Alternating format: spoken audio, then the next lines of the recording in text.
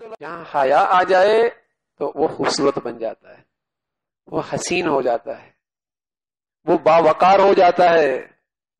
جہاں حیا آیا، جس گھر میں، جس خاندان میں، جس کی زندگی میں، وہ باوقار ہو گیا، حسین ہو گئی اس کی زندگی، اس کی زندگی میں حسن آ جائے گا، خوبیاں آ جائیں گی۔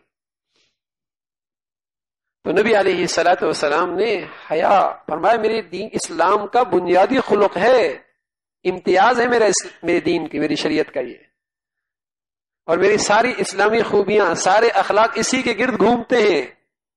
لحاظ، آج بیٹے کی آنکھوں میں کہاں رہا باپ کا لحاظ؟ ماں کا لحاظ نہیں رہا، بڑوں کا لحاظ نہیں رہا، اساتذہ کا لحاظ نہیں رہا۔ اس لیے لحاظ نہیں رہا کہ گھر بیٹھے سب دیکھ رہے ہیں وہ بے حیائی کے مناظر، بیٹی بھی اور ماں بھی، باپ بھی اور بیٹا بھی۔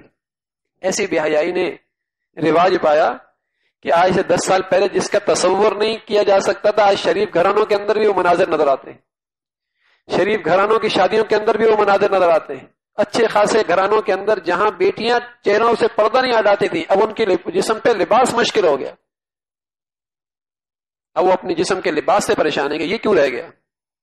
بڑھتی چلی جا رہی ہے یہ گندگی، بڑھتی چلی جا رہی ہے۔ تو میرے عزیزو، نبی فرما گئے، بلکہ انبیاء فرما گئے، سارے نبیوں کا یہ مقولہ ہے کہ جہاں بے حیائی آئی وہاں پھر بہت کچھ ہو سکتا ہے۔ اذا فاتک الحیا ففعل ما شئت، بے حیا آدمی سے بہت کچھ ہو سکتا ہے پھر۔ اس لیے رسول کریم صلی اللہ علیہ وسلم ایک مرتبہ ایک انصاری کے پاس سے گزرے، وہ اپنے بھائی سے کہہ رہا تھا کہ چھوڑ بس کر، اتنا بھی حیا نہ کر، اتنا بھی حیا نہ کر۔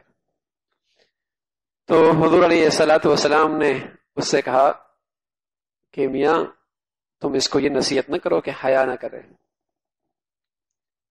اس لیے کہ تم اسے ملامت کر رہے ہو اس کے شرم و حیا پر، بھائی کو اسی حال میں چھوڑ دو، اس لیے کہ یہ حال تو بڑا مبارک ہے۔ شرم و حیا تو ایمان کی ایک شاخ ہے، ایمان کا ایک ثمرہ ہے۔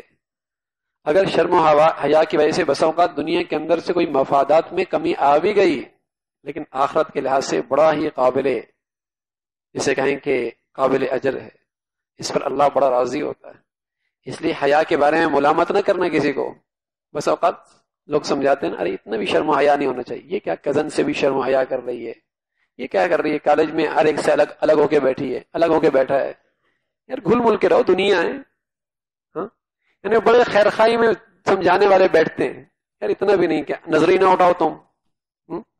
یعنی کیسی غیرت ختم ہو گئی اور کیسے دیوس پنا آ گیا کہ باپ اپنی بیٹی جوان کو لے کے جاتا ہے اور دوسروں سے مسافہ کرواتا ہے۔ یعنی دیوسیت کی حد ہے نا۔ اور تو حیا کی چادر اوڑے تو مرد کہتا ہے یہ کیا، باہر نکلو، میں نے دوستوں کے پاس جانا ہے، تم نے وہاں اس حال میں جانا ہے۔ یعنی حد ہو گئی اندر سے حیا کی رخصت ہونے کی، لیکن اسے عیب بھی نہیں سمجھا جا رہا، کمال سمجھا جا رہا ہے۔ کیوں؟ اس لیے کہ اس گندی تہذیب نے برائی کو کمال بنا کے پیش کر دیا، بے حیائی کو ثقافت کا رنگ دے دیا، اور یانیت کو جسے کہیں کہ ترقی یافتہ سمجھا کے دلوں میں ڈال دی، یہ بڑا ترقی یافتہ ہے۔ یعنی جس کے گھر میں جتنا جسم پہ لباس کم ہے اتنا ترقی یافتہ، ہاں، اور جس کے گھر میں جتنی اوریانیت بڑھ گئی اتنا روشن خیال۔ انا للہ و انا الیہ راجعون۔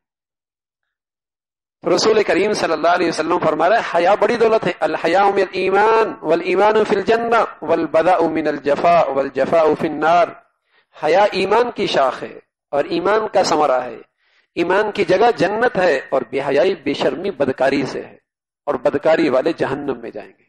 پھر آپ علیہ الصلوۃ والسلام نے فرمایا الحیاء والایمان قرناء جمیعا اذا رفع احدهما رفع الاخر۔